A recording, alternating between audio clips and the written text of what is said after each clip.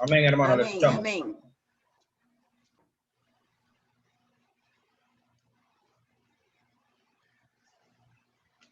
Gracias a Dios, hermanos, por estar aquí presentes en el nombre del Señor. Hoy vamos a tocar un tema muy importante para todos, en el cual, basado en la primera carta de Corintios, capítulo 10, versos 21 y 23, expresa una gran necesidad de que estemos comprometidos, no solamente en un lugar ni solamente en un momento, sino durante toda nuestra vida cristiana, porque al Señor nuestro Dios servimos. En 1 Corintios 10, verso 21 al 22, nos declara la palabra del Señor: no podéis beber la copa del Señor y la copa de los demonios. No podéis participar de la mesa del Señor y de la mesa de los demonios. Simbólicamente, aquí se presentan una copa y una mesa. Son objetos físicos, pero que realmente tienen un significado simbólico en el cual debemos estar claros. Posiblemente podamos entender aquí que se infiere algo sobre la cena del Señor, pero en realidad, hermanos, esto va más allá de lo que es lo físico, porque tiene que ver con lo que hay en nuestro corazón, en qué cosas nosotros participamos, no solamente en el día del Señor cuando estamos reunidos, sino sobre todo en todo momento y en todo lugar, qué es lo que nosotros queremos agradar. O agradamos a Dios o agradamos a los hombres, agradamos a Dios o queremos agradarnos a nosotros mismos, a la carne. Todo eso, hermanos, son preguntas que debemos hacernos siempre para que podamos ser verdaderamente fieles al Señor. En épocas anteriores era de mucha estima o valor sentarse junto a la mesa y comer juntos o cenar. Era tener un gran privilegio, era algo más que cortesía. Era expresión de genuina amistad y hospitalidad. El Señor Jesucristo en Lucas 22, verso 13 al 16, expresó su gran felicidad de poder participar de un momento con sus discípulos que él había escogido.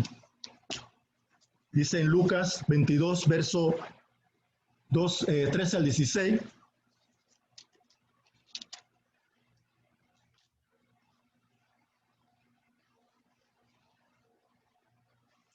Y nos dice la palabra de Dios: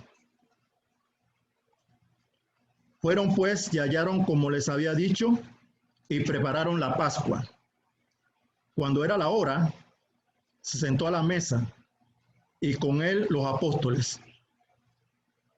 Y les dijo: cuánto he deseado comer con vosotros esta Pascua antes que padezca, porque os digo que no la comeré más hasta que se cumpla en el reino de Dios.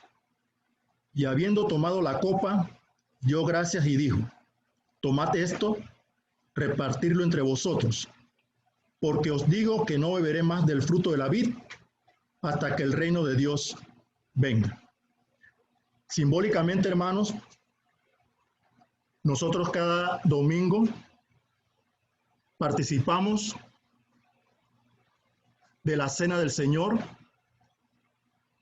y participamos, hermanos, tanto del pan sin levadura como del jugo de uva, los cuales representan el cuerpo de Cristo y la sangre de Cristo. Nosotros, hermanos, somos un cuerpo.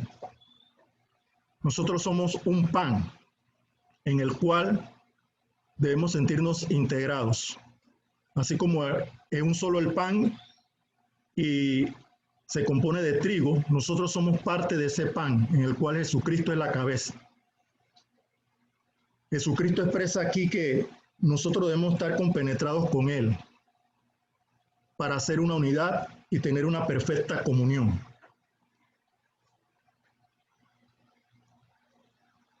Aquí, hermanos, nosotros no debemos ver el término mesa como simplemente un objeto, sino que ello representa en nuestra vida diaria el deseo de participar de todo lo que el Señor quiera en nosotros para servirle, sea que estemos en el lugar de reunión o fuera del lugar de reunión. Siempre, hermanos, debemos mantener una comunión con el Señor Jesucristo, con el Padre y con el Espíritu Santo. Y de esta manera nosotros podemos decir que tenemos una relación personal con Dios. Vamos a hacer una oración breve para ampliar este punto, hermanos, de la mesa del Señor. Oremos. Padre amado, bendito seas. Gracias te damos, Señor, por medio de Jesucristo, tu amado Hijo, en el cual tenemos plena redención. Perdónanos, Señor, todas nuestras ofensas. Ayúdanos, Señor, a poder discernir apropiadamente, Señor, este tema en el cual es de mucha trascendencia, de mucha importancia. Ayúdanos, Señor, a diferenciar lo que tú quieres, Señor, que aprendamos y lo que el mundo nos ofrece. Te pedimos, Padre, siempre tu misericordia. Guárdanos, Señor, del mal y que toda la gloria y la honra siempre tú la recibas. Te pedimos todo esto agradecidos en el bello nombre de Cristo Jesús. Amén. En primer lugar, hermanos, antes de entrar de lleno en el tema, aunque el pasaje de 1 Corintios capítulo 10, verso 21 y 22, y todo el capítulo 10 de 1 Corintios, hace una inferencia, una relación de lo que tiene que ver con respecto a la cena del Señor. Realmente este capítulo, el apóstol Pablo desea expresar, especialmente en el caso de los corintios, que ellos estaban teniendo ciertas prácticas que por costumbre de ellos en el pasado no consideraban que eran malas. Ellos, hermanos, tenían práctica de adoración pagana, prácticas idolátricas, tenían también prácticas de fornicaciones y así también otras prácticas más, en el cual, hermanos, la iglesia de Corintios tuvo que ser reprendida muchas veces por causa de divisiones, por causa de muchas cosas, hermanos, que eran producto de la carne, en vez de mostrar un espíritu que fuera guiado por el Espíritu Santo. Entonces el apóstol Pablo le hace ver a ellos la necesidad de que sus vidas no les pertenece a ellos, sino que su vida les pertenece a Dios. Y lo que trata de hacerles ver es que no se contaminen con esas fiestas paganas que había en aquel tiempo, y esas costumbres viejas en el cual de repente no veían nada de malo. Hoy en día, hermanos, como en este mes de febrero, por ejemplo, normalmente las personas se preparaban para participar, muchos, de la fiesta de carnaval. Ahora han estado limitados. Ahora se da de que no es permitido, de que no debe ser permitido. Pero aún así, hermanos, sé que hay personas que, a pesar de que digan que no se permiten, van a tratar de hacerlo. Y lamentablemente, durante muchos años también hemos visto que existen hermanos en Cristo que también de repente toman a la ligera eso y dicen no es nada malo, no voy a hacer nada malo, simplemente voy a mirar, pues simplemente voy a estar ahí para distraerme. Pero todo esto, hermanos, son influencias que el maligno utiliza para arrastrar al pueblo de Dios hacia un error. el apóstol Pablo en 1 Corintios 10 menciona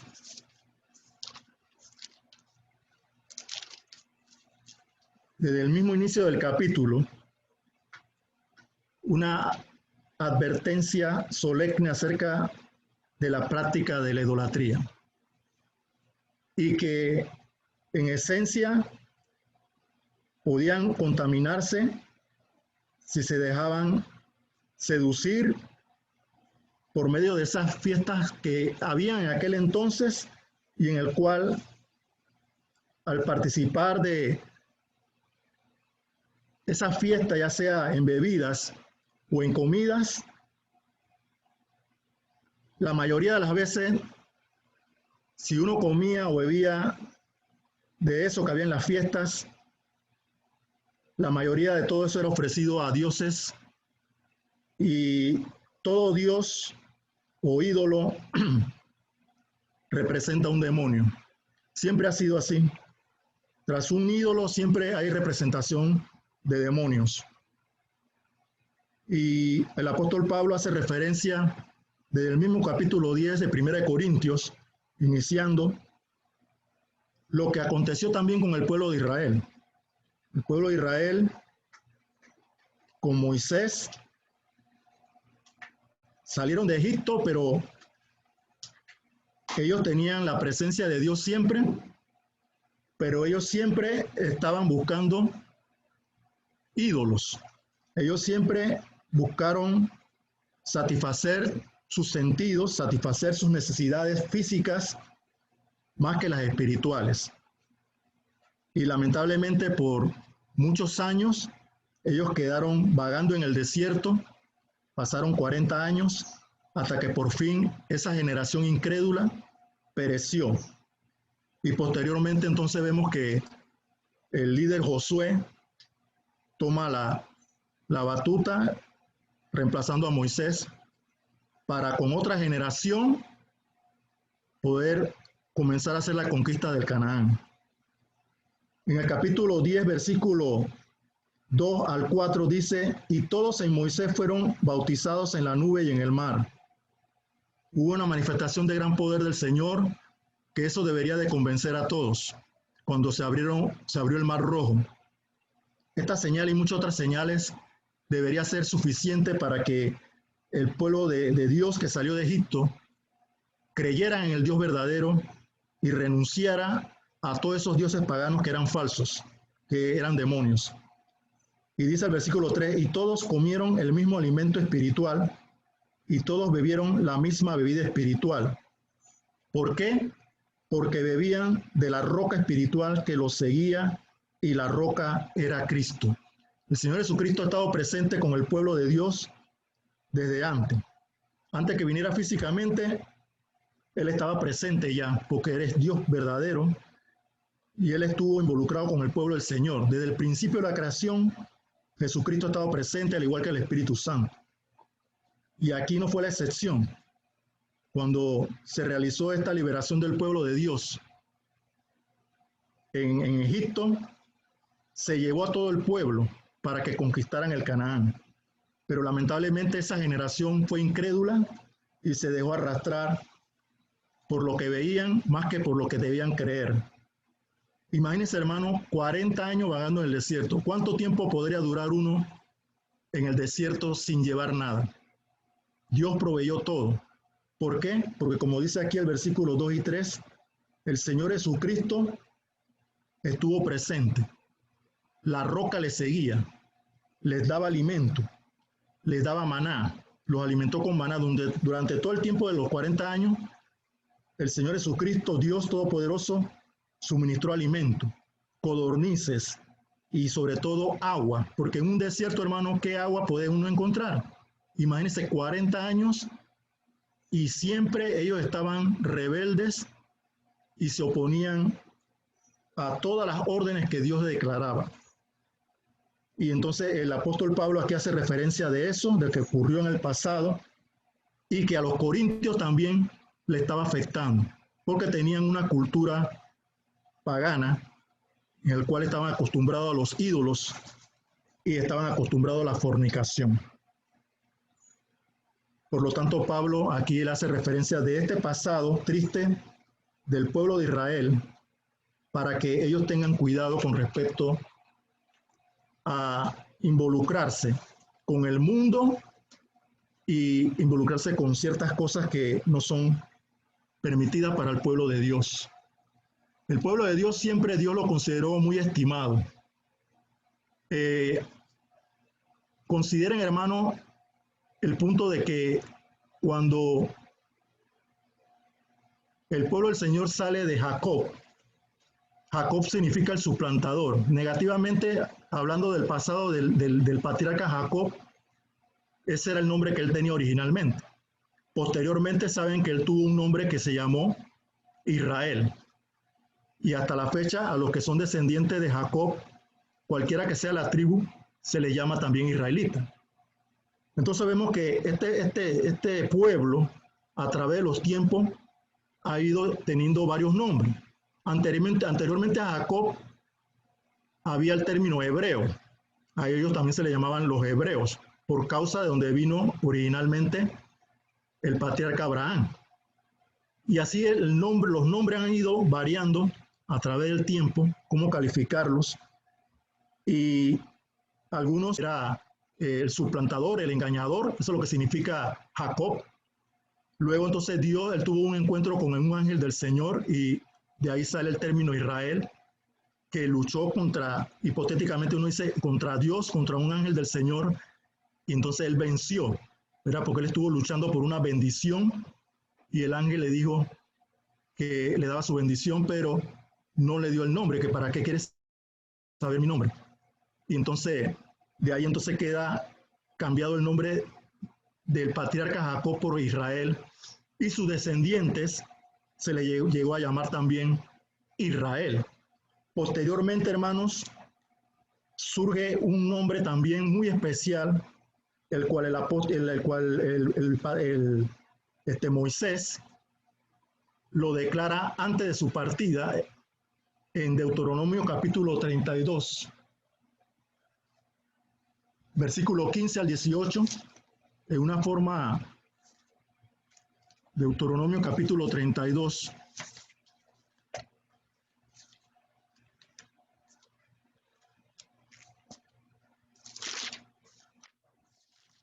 versículo 15 al 18,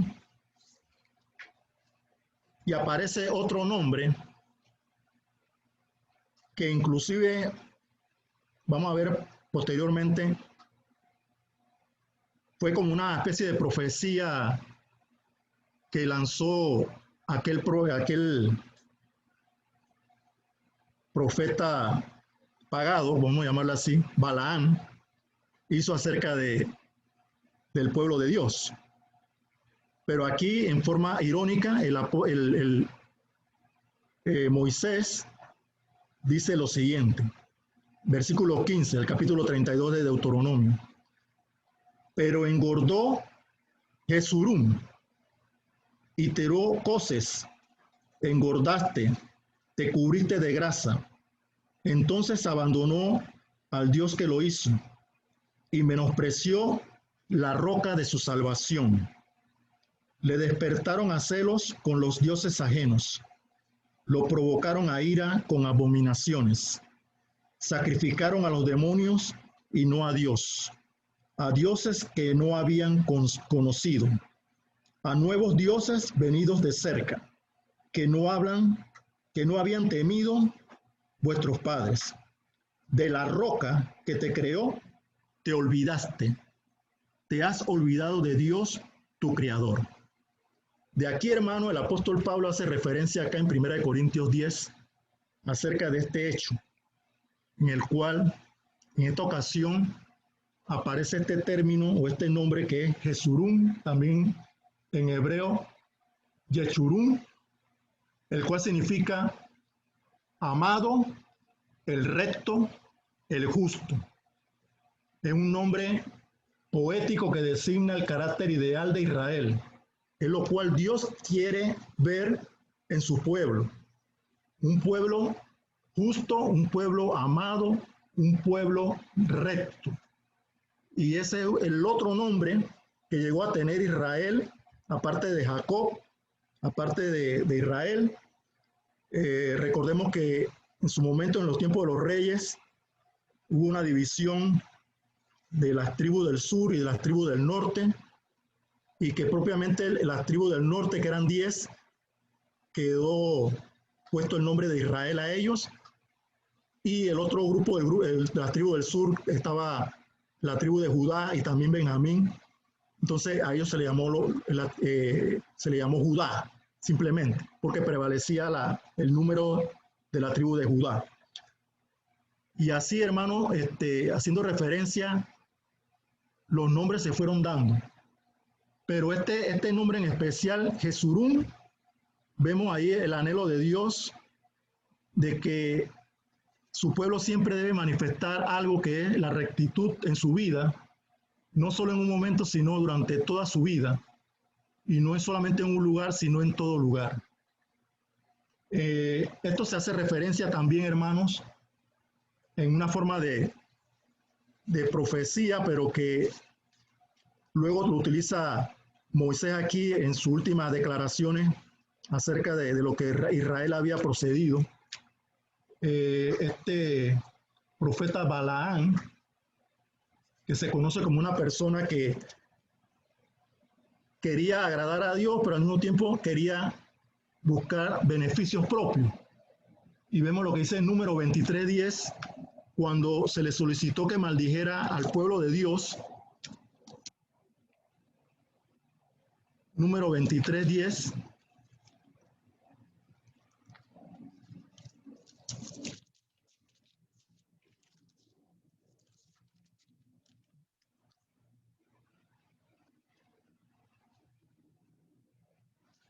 Y entonces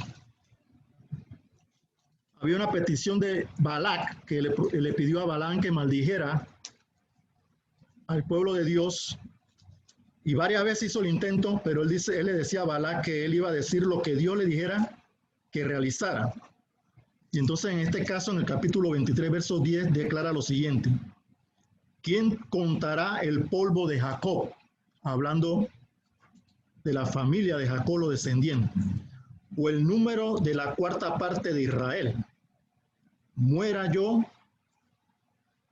la muerte de los rectos. Ahí aparece ya una manera en la cual se les designa a ellos de lo que Dios quiere de ellos. Muera yo la muerte de los rectos, y mi postrimería sea como la suya. Luego en el verso 11 dice Balac que dijo a Balaam: ¿qué me has hecho? Te he traído para que maldigas a mis enemigos, y he aquí has proferido bendiciones. Y él respondió: no cuidaré de decir lo que Jehová ponga en mi boca. Y así una y otra vez Balaam buscaba otro lugar, y siempre lo que Dios decía era bendiciones para Israel. Pero ya desde aquí vemos, hermanos, que en esta bendición habla de que Dios desea que sean conocido el pueblo del Señor como los rectos, cosa que utiliza entonces Moisés al final de su peregrinación de él, en llamarlo Jesurún, que en términos hebreos significa el recto, el amado, el justo. Posteriormente en otros pasajes que no vamos a leer, pero aparece también algo de este término Jesurún en Isaías 44, versos 2 al 3, también menciona de ese término. Isaías 26:2 y también en Deuteronomio 33:5. Así que todo eso lo pueden buscar si desean para hacer referencia de ese término. Lo importante aquí, hermano, es que el Señor desea que el pueblo de Dios siempre tenga un nombre especial que manifieste rectitud, y no solamente que digan que sean rectos, sino que realmente demuestren que sean rectos.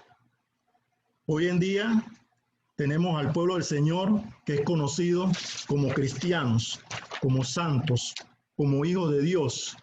Todos estos son términos importantes o manera de calificar al pueblo del Señor, y que no solamente deben ser nombres bonitos, sino que debe ser una realidad que debemos analizar cada uno de esos términos y ver hacia lo interno de nosotros y verificar si eso es así, para que no caigamos en el mismo error que el pueblo del Señor en el pasado, ya sea los israelitas o ya sea la iglesia de Corinto o cualquier iglesia en el cual se ve que puede haber manchas en los ágapes, que puede haber manchas en su comunión.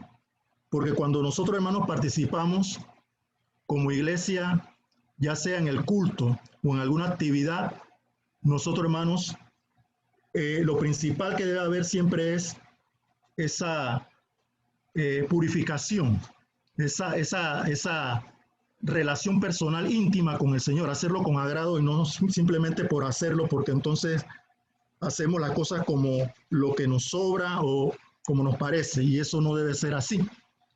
Ahora, vamos a ver un poquito de lo que tiene que ver con esto de la mesa del Señor. Profundizando un poquito, como dije en el pasado, el Israel antiguo, especialmente había una tribu que era designada para el oficio sacerdotal. Esta era la tribu de Leví. El sacerdocio levita fue instituido por el Señor para que el pueblo de Dios pudiera adorarle en espíritu y en verdad. Las demás tribus tenían que someterse a la dirección espiritual de parte de este sacerdocio. Al principio, teniendo el caudillo que fue Moisés y también Aarón, que fue el primer sumo sacerdote, Aarón, se realizó lo que Dios quería en cuanto a eso. Y todo esto son imágenes, hermanos, son sombras de lo que había de venir, porque cuando vino Jesucristo se dio cumplimiento de lo que era el verdadero sacerdocio y también quién era el sumo sacerdote. Porque los sumos sacerdotes del Antiguo Testamento simplemente eran hombres mortales que se reemplazaban uno tras otro. Pero cuando vino Jesucristo, que es el verdadero sumo sacerdote, y que no era de la tribu de Leví, sino la tribu de Judá, él vino entonces por medio de lo que le llaman un sacerdocio eterno, que era llamado el sacerdocio de Melquisedec. O sea, sacerdocio eterno. Esa es otra figura que se utiliza ahí. Entonces, los levitas en el pasado tuvieron su cumplimiento, su ejemplo, pero vemos que a través del tiempo ese sacerdocio fue corrompido. Vamos a ver algunos ejemplos de esto. Por ejemplo, en Hebreos capítulo 9, verso 1 al 7, Hebreos 9, verso 1 al 7,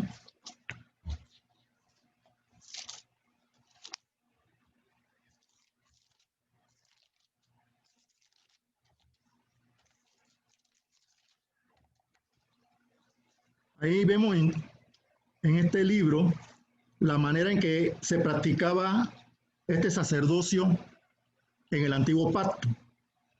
Vamos a leerlo rápidamente. Ahora bien, aún el primer pacto tenía ordenanza de culto y un santuario terrenal, porque el tabernáculo estaba dispuesto así. En la primera parte llamada el lugar santo, estaban el candelabro, la mesa y los panes de la proposición. Tras el segundo velo estaba la parte del tabernáculo llamada el lugar santísimo, el cual tenía un incenciario de oro y el arca del pacto cubierta de oro por todas partes, en la que estaba una urna de oro que contenía el maná, la vara de Aarón que reverdeció y las tablas del pacto, y sobre ella los querubines de gloria que cubrían el propiciatorio, de las cuales cosa no se puede ahora hablar en detalle. Y así dispuestas estas cosas, en la primera parte del tabernáculo entran los sacerdotes continuamente para cumplir los oficios del culto, pero en la segunda parte solo el sumo sacerdote una vez al año, no sin sangre, lo cual ofrece por sí mismo y por los pecados de ignorancia del pueblo. Así que aquí vemos, hermanos, cómo era la parte ceremonial que había en aquel tiempo, que era muy importante hacerlo, pero que eso era continuamente que tenía que realizarse. Sin embargo, podemos ver que cuando vino Jesucristo, Él solamente tuvo que hacer un solo sacrificio. Y a través de ese solo sacrificio, hermanos, alcanzamos el perdón de los pecados. No como lo hacían ellos, sino que a través de lo que Cristo hizo en la cruz del Calvario, nosotros podemos tener perdón de pecados. Vamos a leer lo que dice también en Hebreos 7, versos 14 al 17.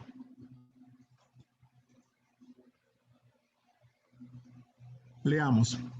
Porque manifiesto es que nuestro Señor vino de la tribu de Judá, de la cual nada habló Moisés tocante al sacerdocio. Y esto es aún manifiesto, si a semejanza de Melquisedec se levanta un sacerdote distinto, no constituido conforme a la ley del mandamiento acerca de la descendencia, sino según el poder, pues se da testimonio de él. Tú eres sacerdote para siempre según el orden de Melquisedec. Queda pues abrogado el mandamiento anterior a causa de su debilidad e ineficacia, pues nada perfeccionó la ley, y de la introducción de una mejor esperanza por la cual nos acercamos a Dios. Igualmente podemos ver ahí mismo en capítulo 7, verso 25 al 28.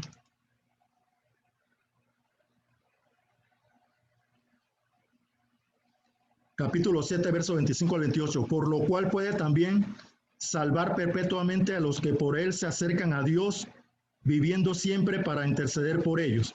Porque tal sumo sacerdote nos convenía santo, inocente, sin mancha, apartado de los pecadores y hecho más sublime que los cielos, que no tiene necesidad cada día, como aquellos sumos sacerdotes, de ofrecer primero sacrificios por sus propios pecados y luego por los del pueblo, porque esto lo hizo una vez para siempre, ofreciéndose a sí mismo, porque la ley constituye sumos sacerdotes a débiles hombres, pero la palabra del juramento posterior a la ley, al Hijo, hecho perfecto para siempre. Entonces vemos, hermanos, la diferencia que se dio en el pasado con el presente.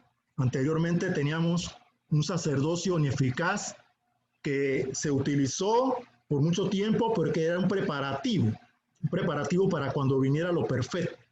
Cuando llegó Jesucristo, hubo el cambio de sacerdocio. Ya, por más que tú seas descendiente de Leví, ya tú no eres, ante Dios, ya tú no eres un sacerdote. Ahora, ¿quiénes son los sacerdotes que estamos delante del Señor para poder presentar sacrificios espirituales? ¿Quiénes son los que están encargados ahora como el pueblo del Señor para llevar el mensaje del Señor? ¿Quiénes son los que podemos participar de la mesa del Señor constantemente?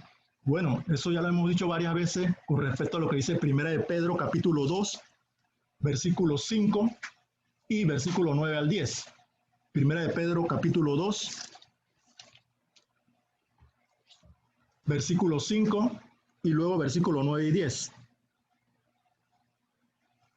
Nos dice así la palabra de Dios. Vosotros también, como piedras vivas, sed edificados como casa espiritual y sacerdocio santo. ¿Para qué? Para ofrecer sacrificios espirituales aceptables a Dios por medio de Jesucristo.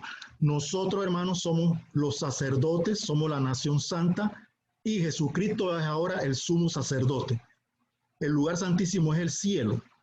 El lugar santo actualmente ya no es físico. Utilizamos un lugar físico para poder reunirnos presencialmente, pero la iglesia ahora viene a ser el lugar santo. La iglesia representa en el tabernáculo de Dios era el lugar santo, el lugar donde ofrecían sacrificio también los sacerdotes y que tenían que estar anuentes de participar constantemente del servicio ahí en ese lugar, igualmente que en el atrio cuando hacían sacrificio de los corderos. Pero el lugar santísimo ahora solamente existe el Señor Jesucristo en el cielo, que es el que intercede por nosotros constantemente sin interrupción. Entonces vemos aquí, hermano, esto y dice el versículo 9 al 10 lo corrobora todavía más del capítulo 2 de Primera de Pedro. Mas vosotros, o sea, nosotros, hermanos, sois linaje escogido. ¿Qué dice ahí? Real sacerdocio, nación santa, pueblo adquirido por Dios, ¿Para qué? Para que anunciéis las virtudes de aquel que os llamó de las tinieblas a su luz admirable. Vosotros que en otro tiempo no erais pueblo, pero que ahora sois pueblo de Dios, que en otro tiempo no habías alcanzado misericordia, pero ahora habéis alcanzado misericordia. Tenemos, hermano, una gran responsabilidad. Todos aquellos que son nacidos de Dios, todos aquellos que hemos permitido que el Señor borre nuestros pecados y permita que el Espíritu Santo llegue a morar en nuestra vida, nos convertimos en un especial tesoro para Dios, nos convertimos en nación santa, nos convertimos en real sacerdocio. Y cada uno de nosotros, independientemente de la función en la cual Dios nos ponga para servirle, tanto hermanos como hermanas, tenemos que estar consagrados constantemente para eso. No podemos permitir, hermanos, que nuestro corazón, nuestro espíritu, nuestra mente se pueda contaminar con las cosas de este mundo. Por eso es que se habla de la santidad, porque debemos estar celosos de poder mantenernos libres de todo pecado. Lógicamente que a veces hay ocasiones en que los cristianos pueden fallar, pero eso no debe ser la regla. La regla debe ser santos, tal como nuestro Dios es santo. Entonces, hermanos, vemos como el Señor nos invita a tener esa relación personal y única de comunión perfecta con Él.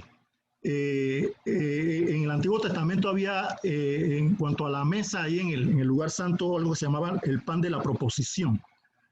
Ese pan de la proposición, hermanos, era pan sin levadura. Y ese pan sin levadura, lo único que podían comer de él eran los sacerdotes.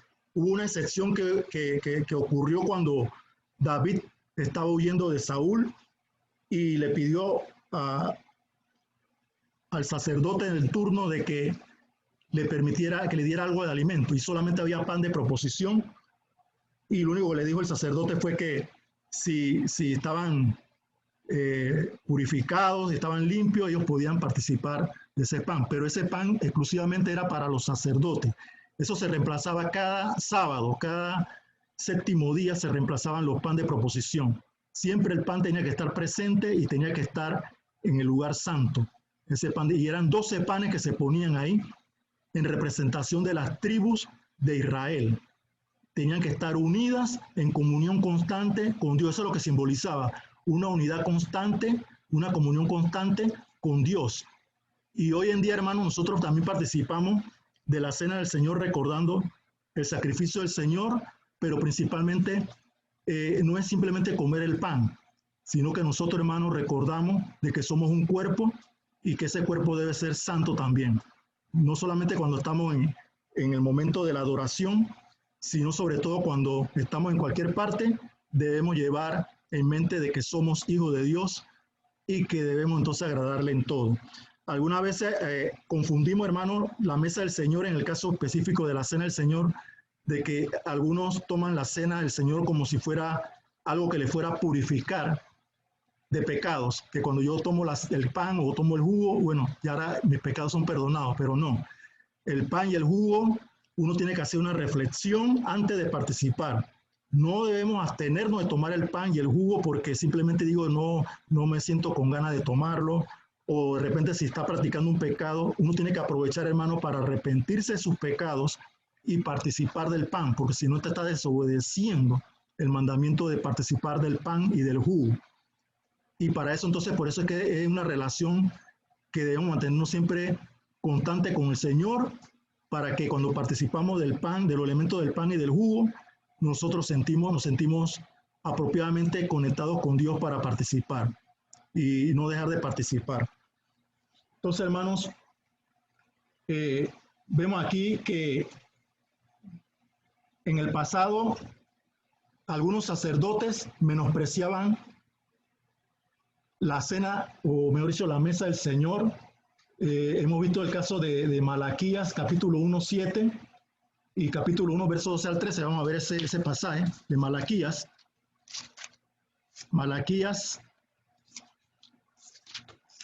capítulo 1, versículo 7 y después el 12 al 13. Pregunta: Y ellos responden, ¿en qué hemos menospreciado tu nombre? Y dice el versículo 7, en que ofrecéis sobre mi altar pan inmundo. O sea, despreciaban el pan. De repente no hacían cambio del pan. Dice, bueno, ese pan todavía sirve. Ya pasó el sábado, vamos a dejar ese mismo pan. ¿Por qué el Señor va a querer otro pan? Vamos a poner el pan mismo. Y dijiste, ¿en qué te hemos deshonrado? Y contesta el Señor, en que pensáis que la mesa de Jehová, o sea, la mesa del Señor, es despreciable. Y en Malaquías capítulo 1, versos 12 al 13, recalca lo siguiente. Y vosotros lo habéis profanado cuando decís, inmunda es la mesa del Señor, inmunda es la mesa de Jehová. Y cuando decís que su alimento es despreciable. Habéis además dicho, oh, qué fastidio es esto, y me despreciáis, dice Jehová de los ejércitos, y trajiste lo hurtado, lo cojo, lo enfermo, y presentasteis ofrenda. ¿Aceptaré yo de vuestra mano, dice Jehová? Todo esto, hermanos, se daba en el pasado. Hoy en día también se puede estar dando en otras maneras. Podemos llegar muy bien vestidos a la congregación cuando estemos presentes, o ahora mismo, hermanos, que estamos por Zoom, y eso es bueno estar siempre presentables también en lo físico, pero Dios quiere ver, hermanos, que nuestro corazón es el que esté debidamente presentado ante Él de una manera santa y digna. Para eso, hermanos, cada día es una lucha en la cual tenemos que oponernos a la influencia del pecado. Tenemos que reconocer y recordar de que somos un real sacerdocio, de que somos una nación santa, de que debemos procurar ser el mejor ejemplo para esta sociedad irredenta, esta sociedad que está apartada de Dios, esta sociedad que está llena de ídolos, ya quizás no tanto en lo que es estatuas o imágenes, aunque también hay, sino principalmente de otra clase de ídolos, especialmente el dios dinero, el cual se apodera del corazón de muchos y que lo veneran. Y por lo tanto las personas se dejan seducir o encantar por su influencia. Así que hay que tratar, hermano, de rechazar toda esa influencia y tratar de mantenernos como un pueblo del Señor que le adora en espíritu y en verdad. En 1 Corintios, ya casi para acabar, hermano, vamos a ver dos pasajes más. 1 Corintios capítulo 5.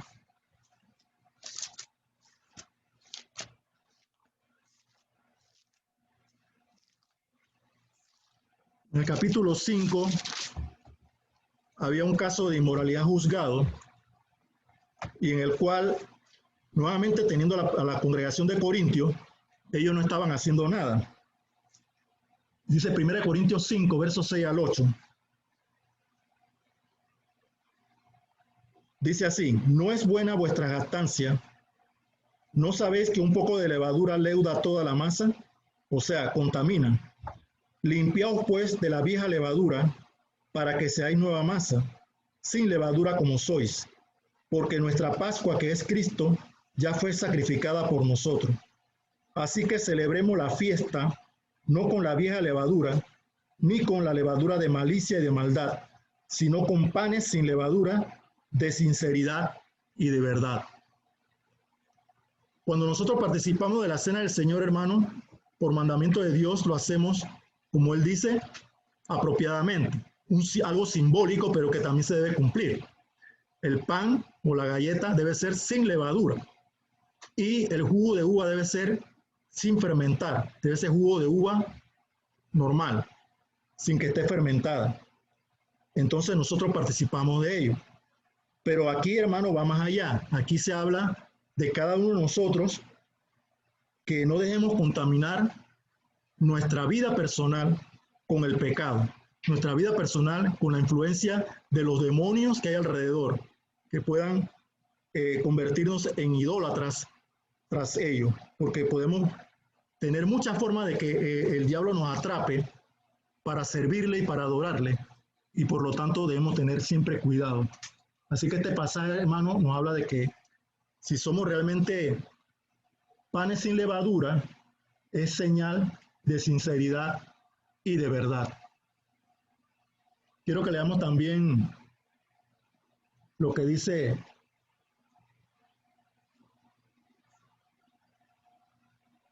en 1 Corintios capítulo 10,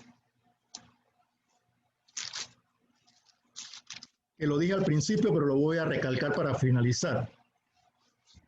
1 Corintios capítulo 10. Versículos 2 al 5.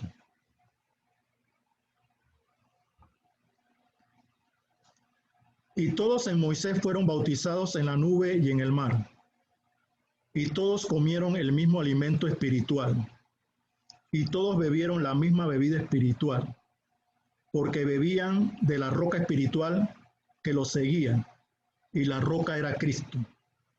Pero de los más de ellos no se agradó Dios, por lo cual quedaron postrados en el desierto. Amados hermanos, Dios desea que nosotros sigamos teniendo el ideal de Dios de ser llamados santos.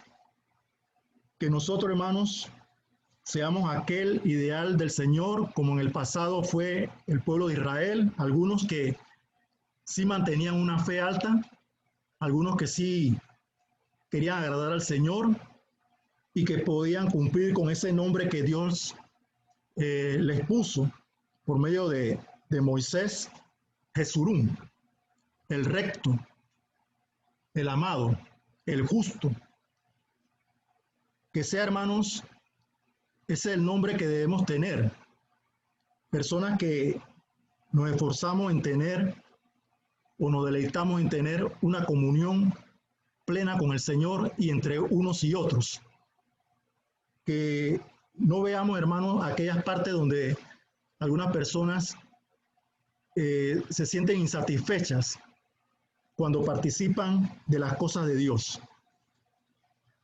Todos, hermanos, tenemos la oportunidad de servirles y cada día hacerlo mejor. Ya sea, hermano, cuando estamos en el culto o cuando estamos haciendo alguna actividad especial de la iglesia, tratar de esforzarnos en que siempre dar lo mejor. Tratar, hermano, de que no sea lo que nos parezca, sino que realmente comprobemos por medio de la palabra del Señor si lo estamos agradando a Él o no estamos agradando a nosotros o estamos agradando al mundo. No dejemos, hermanos, que la iglesia del Señor pierda su brillo, porque Jesucristo todavía es el mismo, tanto ayer como hoy y para siempre. Él es la roca de salvación y es nuestra única esperanza. Así que, hermanos, les exhorto pues para que en el nombre del Señor podamos estar claros en cuanto a si participamos de la mesa del Señor, entonces no tenemos nada que ver con la mesa de los demonios.